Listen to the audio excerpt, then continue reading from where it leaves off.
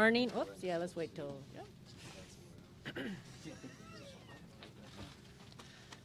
Good morning. I hope everyone had a wonderful holiday. Happy New Year.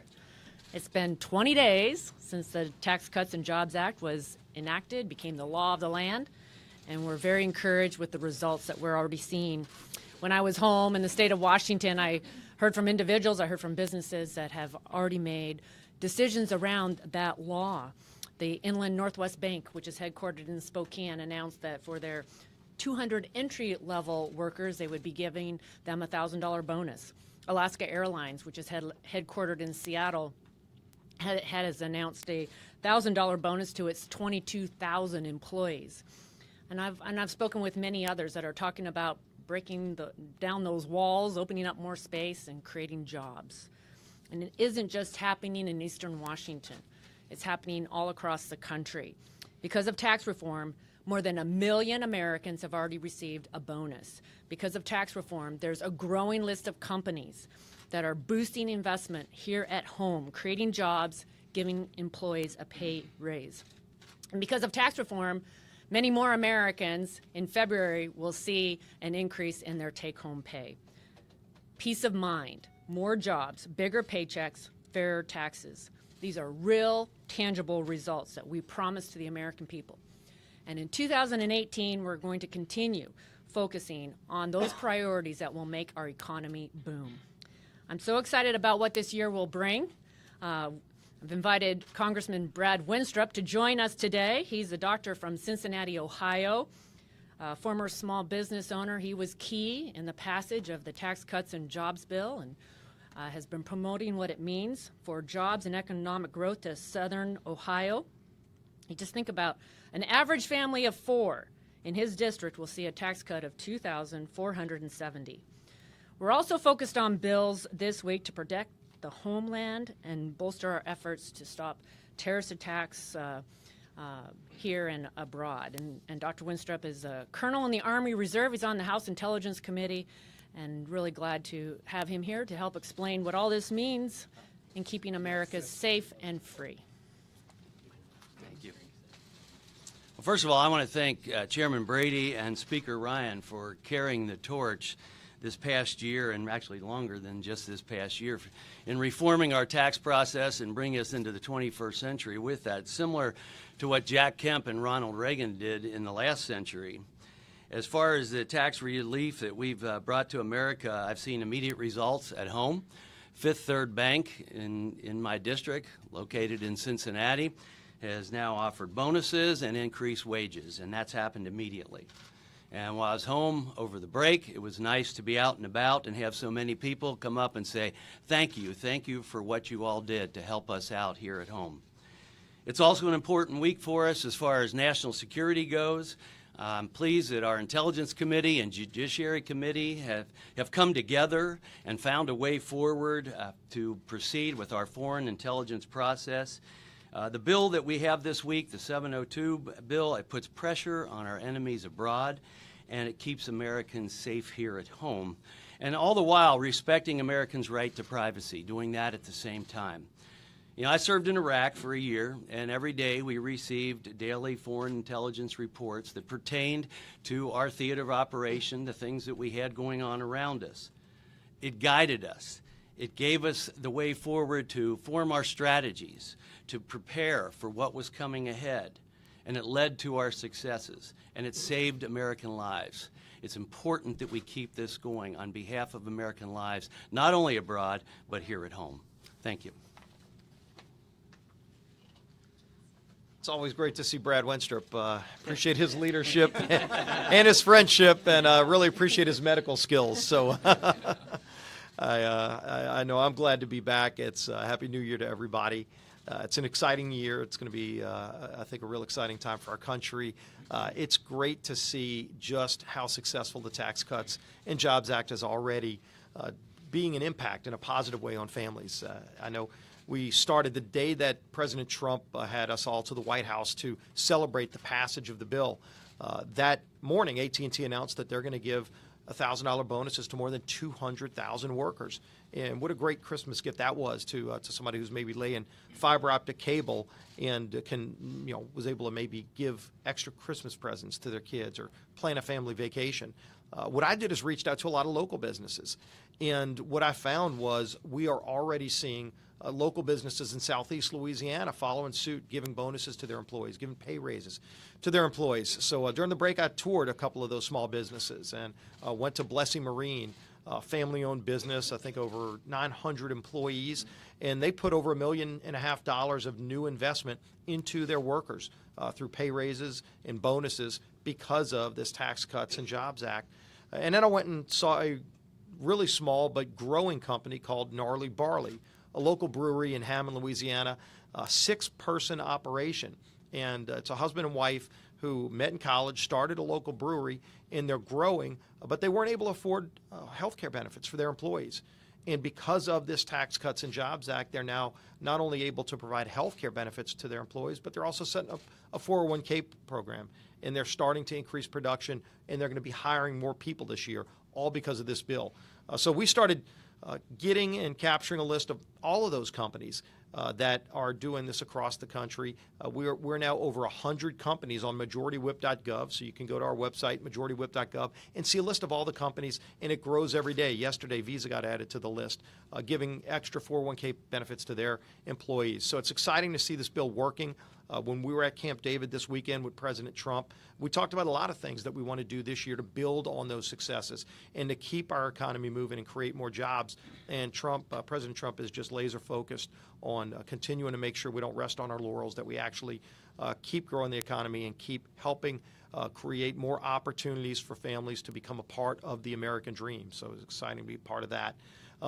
I think some of you may know by now, part of my ongoing recovery, tomorrow I'm going to be having another surgery that was planned over a month ago. So we're going to have a surgery tomorrow as a continued part of my recovery. So I know I've gotten a lot of prayers that have gotten me to this point over the last 7 months, and appreciate those prayers continuing. So look forward to getting this done and getting back to work. I'll be in touch with my staff and our Chief Deputy Whip, Patrick McHenry, through this process, and hope to be back in the coming weeks working on this great agenda that we're excited about.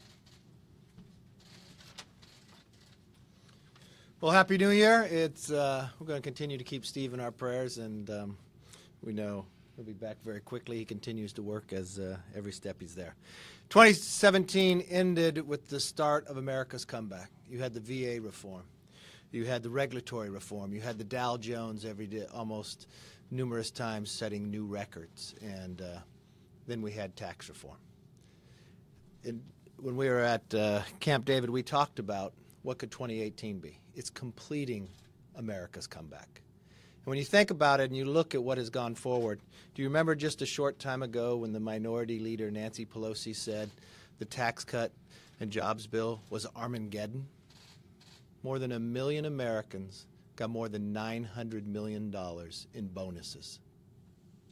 It's not just the money that starting this year people will have more in their paycheck when they go home, but look at what we've now heard with Baltimore Gas and Electric. They're taking $82 million they got from the tax savings bill, and they're lowering their rates. So now the electrical bills will become a little lower for those Americans, especially in this cold weather. And what did we find in this bitter cold winter? That yesterday, ComEd Company, Illinois' largest electric utility, announced they're passing on $200 million in tax savings to their customers. There's things that put America back on the right track, but we have more to do. We have unemployment at a 17-year low, so we've got to get more people into the workforce with job training and others. We have an opioid epidemic going across America to solve. We have an infrastructure challenge. So we're going to continue to build on the success of 2017 to make sure 2018 becomes the final part of America's comeback. Hi, everybody. Welcome back. Happy New Year. It's always great to be home in the holidays to celebrate with my family back in Wisconsin. Badgers won the Orange Bowl. Somebody told me that it was colder one day in Wisconsin than it was on Mars that day. So it's pretty good. You must, right? So, but I got to tell you, what was exciting about being home for the holidays is just people just stopping us wherever Jen and I would go, in restaurants, in the street, at ball games, about the Tax Cut and Jobs Act, how it's helping them, how it's helping their families, how it's helping the businesses they work at or the businesses that they own. The numbers, they're really impressive.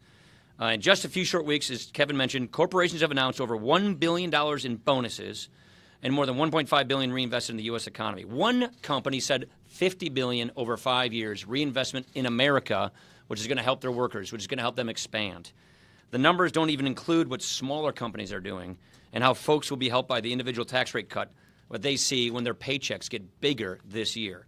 The stories we hear are just countless. Steve mentioned a couple of them. I can talk about some butchers and everybody else in between. There are people who are just coming up to us saying, this is working, I'm getting bigger paychecks, I got a bonus, or I'm expanding my small business, I'm going to hire more people. So that is exciting. Tax reform is boosting the economy, it's creating jobs, it is raising wages. In other words, it is actually helping people, and that's why we are here. It's renewed optimism. It's telling people that this economy is here to grow. So that's what's exciting. This is why we're here. But we're not going to stop there. As we kick off a new session, we want to build on this optimism, and we want to make sure that we get more done for the American people. We've got a lot on our agenda. We talked about these things at Camp David. And one of the things that we know we achieved with regulatory relief and historic tax reform is we're getting the economy growing faster. But there are tens of millions of Americans who are still slipping through the cracks. There are a lot of people in this country that aren't being counted in those unemployment statistics. We have got to pull them off the sidelines and get them back in the game. We've got more work to do to work on people, getting them the skills they need so they can get the careers that they want, so they can get the lives that they deserve. That's what the promise of this economy in this country offers. And so that is going to be one of our big focuses this year, is making sure that we close that skills gap, close that opportunity gap, and get people off the sidelines and back in the game so that they can make the American dream for themselves as they define it. That's something we're really excited about. We're also going to be focusing on our military. You've heard us talk about this over and over again. Brad Wenstrup and others here on armed services can give you chapter and verse on how dire the need is to improve our military, improve their readiness, give our warfighters the resources they need, the training resources they need. That is one of the things we ran on our Better Way agenda. That is going to be one of our primary focuses this year, is getting the men and women in the military the resources that they need, and getting General Mattis the budget he needs to begin the hard work of rebuilding our military. So that's something you're going to see us do, and that's something that we're working with our friends in the House and the Senate on a bipartisan basis. We've got a lot to do this year. We're excited about the work. We've got more work and more successes to build on, and that's why we're excited about coming back for a great 2018. Questions? Would you put an immigration bill on the floor of the combination DACA, border security, whatever compromise that can be worked out? We're having conversations. I already know where you're going. Just kidding. Would you put a bill on the floor that doesn't have the support of the majority? Oh, I'm not going to negotiate with the media on such things. What we want to do is we want to have a DACA compromise. We want to make sure that the DACA problem is solved. But as you've heard me say time and again, this has to be balanced so that we don't have a DACA problem 5-10 years down the road. So while we deal with this DACA issue, which does need to be dealt with, and we agree with that, we want to make sure that we have the right kind of interior and border enforcement so that we don't have another DACA problem down the road. The president is inviting Republicans and Democrats in the House and the Senate today down at the White House to advance this issue. We're hopeful and confident that these bipartisan talks will bear fruit, and it has to be a good, balanced package, and we do want to see a solution on that. Andy. Do you accept the premise that you won't be able to sort through these budget issues that have been held over until you can figure out an agreement, a bipartisan agreement on immigration? Well, I don't know if I accept any particular premise, only that we are having bipartisan conversations about all of these issues. We've got CHIP that's expiring. We're having good bipartisan conversations on that. We're having a bipartisan conversation about a cap agreement because there are things we want to address with a cap agreement, like the military, and there are other things like DACA. So we have deadlines. We understand these deadlines, and I think we're having good bipartisan conversations. I won't get into all the details of each one of these things, but there's a lot of work we have to do, and I think all of us from the House and the Senate, Republicans, Democrats, know that we have to get working on these issues. Yeah. On the topic of It's her right there. Sorry. Thank you, Mr. Speaker. Given the deadline next Friday, if you I'm not going to get into the hypotheticals. I think we're having good, fruitful conversations with our members, and I'll just leave that. When I have more to report, I'll do it. Last question. Mr. Speaker, are earmarks making a comeback? And would they help with Conversations are having a comeback. No, I think what you're talking about is the Rules Committee hearings. We've encouraged our members all along to talk about budget process reforms. Many of us have opinions on this issue, but I want our members to have conversations. We have members who are very frustrated with the Corps, the Army Corps of Engineers, and how the Army Corps of Engineers has not been up to snuff to getting its job done. And that is among the concerns that the Rules Committee is going to be having conversations about. Thanks, everybody. Appreciate it. Go ahead, Steve. Good job, sir.